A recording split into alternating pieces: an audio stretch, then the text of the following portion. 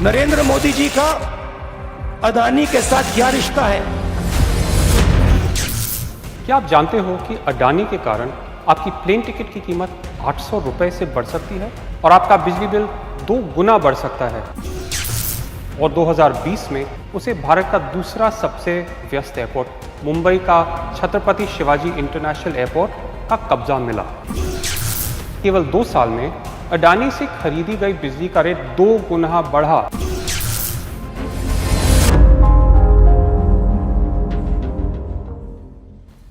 क्या आप जानते हो कि अडानी के कारण आपकी प्लेन टिकट की कीमत 800 रुपए से बढ़ सकती है और आपका बिजली बिल 2 गुना बढ़ सकता है, जैसे गुजरात में हुआ है। और लोग अभी भी पूछते हैं कि अडानी महाघोटाले से मेरा क्या बिगड़ेगा।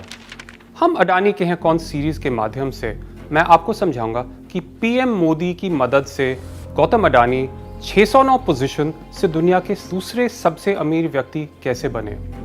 आज हम देखेंगे कि अडानी महाघोटाले ने महंगाई को कैसे बढ़ावा दिया है। अडानी ग्रुप बहुत कम समय में भारत के हवाई अड्डों का सबसे बड़ा ऑपरेटर बन गया है।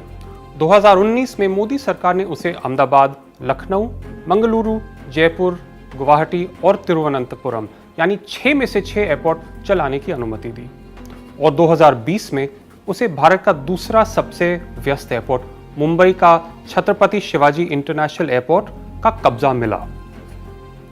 2019 के पहले रूल्स क्लियर थे।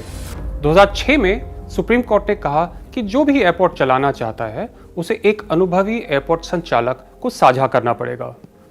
10 दिसंबर 2018 को नीति आयोग ने लिखित में कहा कि बिना पर्याप्त एक्सपीरियंस के कोई कंपनी एयरपोर्ट ढंग से नहीं चला पाएगी और उसी दिन मिनिस्ट्री ऑफ फाइनेंस के डिपार्टमेंट ऑफ इकोनॉमिक अफेयर्स ने लिखित में कहा कि रिस्क कम करने के लिए और कंपटीशन को बढ़ावा देने के लिए एक ही बिडर को 2 से अधिक एयरपोर्ट्स नहीं देने चाहिए। तो मोदी जी ने क्या किया?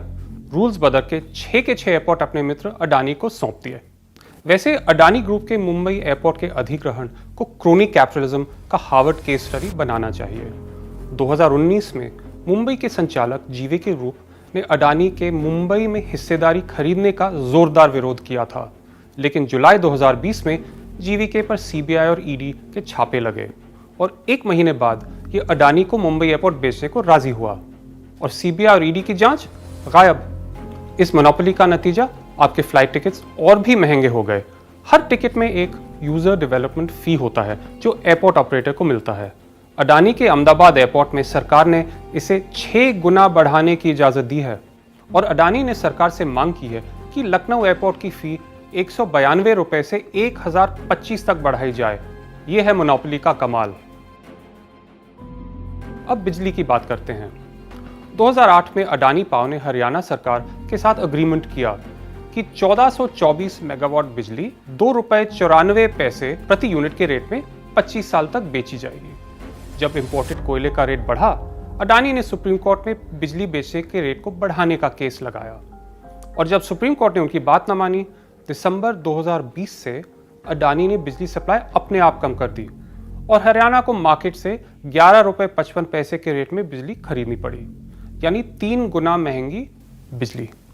27 जून को हरियाणा की बीजेपी सरकार ने कहा ठीक है, अब हम अडानी से अधिक रेट में कम बिजली खरीदेंगे, 1424 मेगावाट की बजाय 1200 मेगावाट खरीदेंगे और बाकी ओपन मार्केट से और भी अधिक रेट में खरीदेंगे। कॉन्ट्रैक्ट तोड़ने का सीधा फायदा अडानी पावर को मिल रहा है और नुकसान हो रहा है हरियाणा के कंज्यूमर्स को। गुजरात में भी देखिए क्या हुआ। जनवरी 2021 और दिसंबर 2022 के बीच यानी केवल 2 साल में अडानी से खरीदी गई बिजली का रेट 2 गुना बढ़ा और 7 रुपए 24 पैसे तक पहुंचा। ये सीधा गुजरात के कंज्यूमर्स की जेब से निकलेगा। आखिर में रिजर्व बैंक ऑफ इंडिया के पूर्व डेप्यूटी गवर्नर विरल आचार्य, जिन्हें मोदी सरकार ने 2017 में अपॉइंट किया था, उन्होंने एक रिसर्च पेपर लिखा है जिसमें उन्होंने साबित किया है कि इंडिया के बिग 5 मोनोपोलीज, जिनमें अडानी ग्रुप भी शामिल है, इनके कारण महंगाई की रफ्तार बढ़ रही है। चाहे छोटी कंपनियां खरीद के या इंपोर्ट ड्यूटीज बढ़वा के, ये बड़ी कंपनियां कंपटीशन को दबा रही हैं और जहां छोटी कंपनीज 100 रुपए के आइटम को 125 में बेचती है, ये बड़ी कंपनियां उसी आइटम को 145 में बेच पा रही हैं। इस प्रकार जिस सेक्टर में ये बड़ी कंपनियां मोदी जी के दोस्त समझो घुसती हैं वहां गुड्स और महंगे हो जाते हैं। और इतना क्लियर है कि मोदी जी का प्रयास लगातार रहा है इन कंपनीज को बढ़ावा देना और छोटी कंपनीज को खत्म करना। फायदा मोदी जी को इलेक्टोरल बॉन्ड्स के माध्यम से मिलता है और नुकसान आप सबको झेलना पड़ता है।